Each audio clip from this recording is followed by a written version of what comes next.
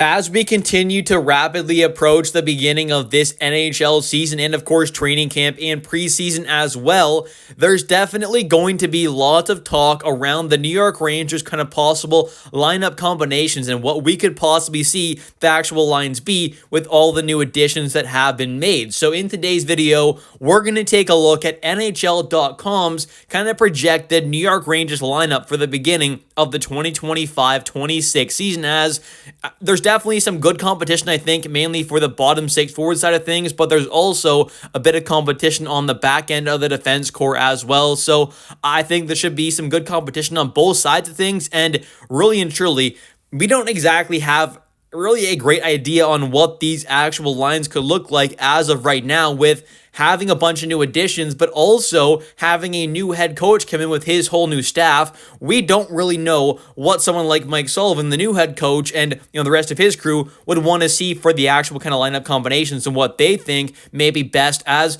someone like Mike has got to coach against this Rangers team and against multiple of these players for years and years now, of course, with the Rangers and just around the league in general. So he might have a different kind of opinion on a way to kind of get the most out of these players by putting them with different guys that they've been with before. So it's going to be interesting to kind of see what lines we end up seeing, but let's take a look at NHL.com's kind of projected lineup for this upcoming season for the New York Rangers. And instead of starting off with the forwards like normal, let's start off with the goalies, and then we'll move on to the defense and then the forwards after that. So first off, of course, we have Jonathan Quick as the backup goaltender, with Igor Shesterkin being the starter. No surprises here at all. Jonathan Quick, I would imagine, is entering his kind of last season there in the league, but who knows at this point there. It seems like he keeps wanting to continue to play, so at this point there, he may be around for another year or two after this one. We'll have to wait and see, but either way, there's going to be some competition, I think, for next season there, possibly with a guy like Dylan Garand possibly coming up, so maybe next season we finally see him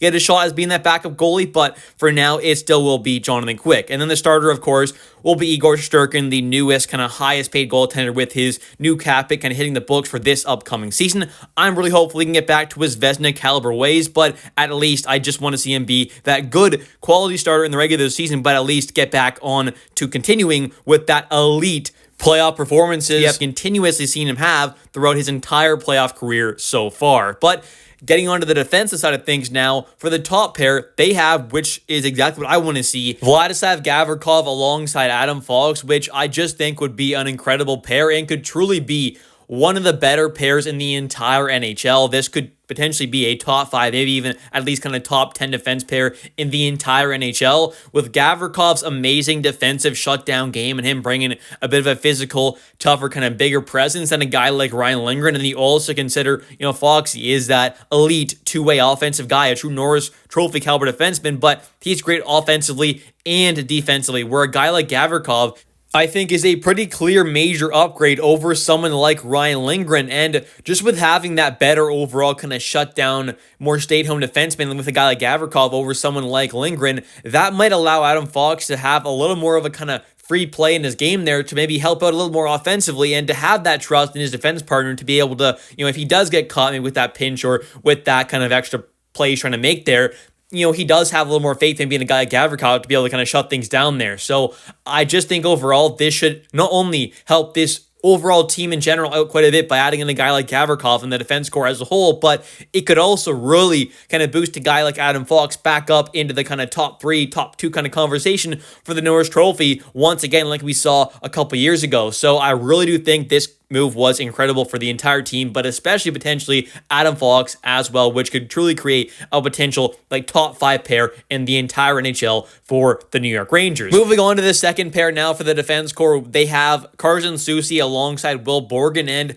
I'm not going to lie, I don't hate this idea because, they have had time together in the past, Carson Soucy and Will Borgen playing together when they were with the Kraken, so if they can kind of find some of that magic, I guess, and they did play decent together back with the Kraken, so maybe there is some solid chemistry still there, and maybe they can be a solid defense pair together. I'm just not quite sure that's good enough to really be a true kind of second pair with Soucy on it. So at this point, with the way things have kind of gone, I would have rather go with someone like a Braden Schneider on that left side second pair and, kind of shift down maybe a Vakanainen to be the extra defenseman and have Soucy alongside someone like a, Scott Morrow, the defense prospect the Rangers got.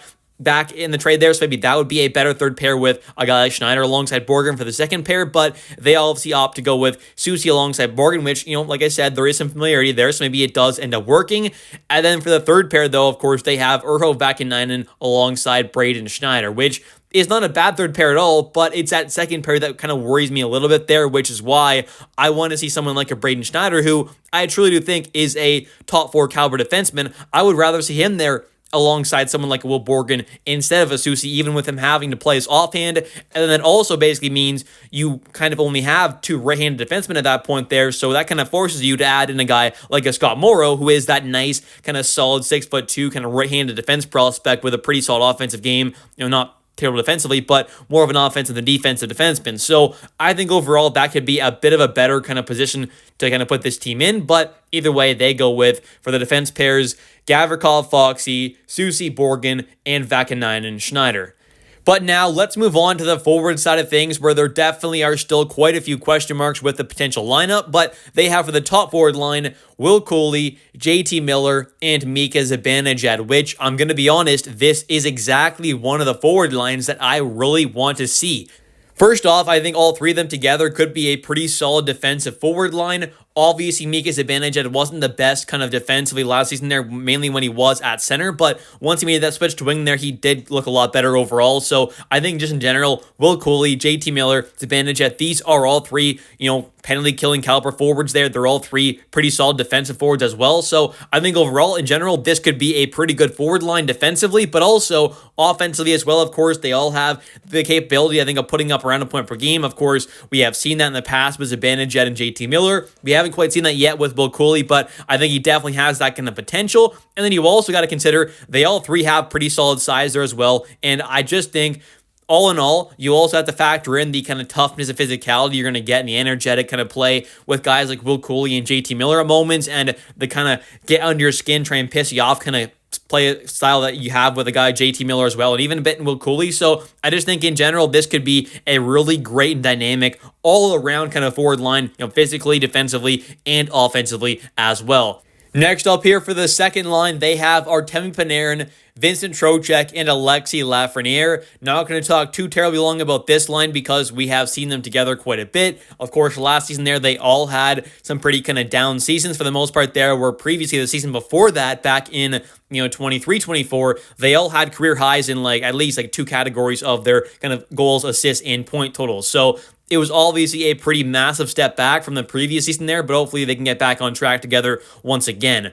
Then for the third line, though, you have Gabe Perreault, Juuso Parssinen, and Johnny Brodzinski. As of right now, I think we're probably going to see one of Brett Berard, Gabe Perreault, or Brendan Hoffman on that third line. That's kind of what I'm guessing. I think we're only going to see one of those 3 in the actual opening night lineup. So Gabe Perreault very well could end up being that player, and I think they'll be on the third line, like I said. So that makes sense there. And then you have Juuso Parssinen being that third line center, which I think is probably going to happen as of right now as well. And Johnny Brodzinski, I do think is, or very well, he could be that kind of next best winger to go on that third line. So maybe they do want to go with that more veteran option over someone like a Hoffman or a kind of Berard there, because I think that would be a little too kind of young and a little too inexperienced of a line there to go with Perreault, Parssinen, and a Hoffman or Berard on the other side there. So I think going with a guy like Brodzinski makes a little more sense there. And then for the fourth line, though, you have Adam Edstrom, Sam Carrick, and Taylor Radish. And that's kind of why I made the video the other day talking about what could these lines look like without Matt Rempe, because I really do think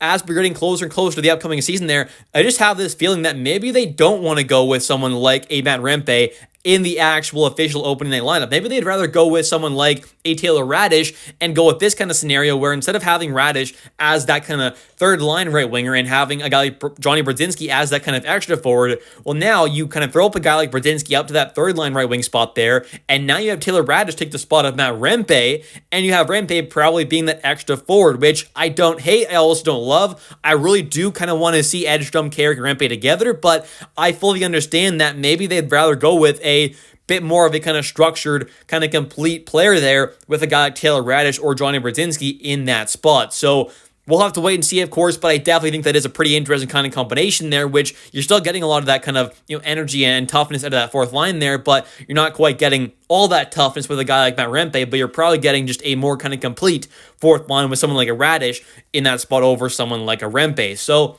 we'll have to wait and see, but I definitely think these lineup combinations are pretty interesting. And as of right now, I think there's still lots of stuff up in the air. We have no kind of idea what's really locked in place. Maybe we do see Panarin, Trocheck, and Lafreniere together once again. Maybe we don't. So there are a lot of questions right now with this team. We'll have to wait and see what Mike Sullivan and his new crew want to go with. But at the end of the day, I'm excited to see what will happen here. And I definitely think the Rangers have made quite a few pretty good upgrades with this squad since the beginning of last regular season. Anyways, thank you all so much for watching today's video. If you have enjoyed, definitely don't forget to click that like and subscribe button for daily New York Rangers content, as I do post every single day a video at 10 a.m. Eastern Time. And also, definitely don't forget to comment down below your thoughts on today's video. What are your thoughts on these kind of defense pairings? What are your thoughts on these kind of forward lines? What would you change? What do you want to see for the lines? And also, do you want to see multiple of, Gabe Perreault, Othman, or Berard in the lineup there? Do you want to see one of the three, two of the three, all three? Let me know your thoughts in the comment section down below. I'll catch you next one, and let's go Rangers.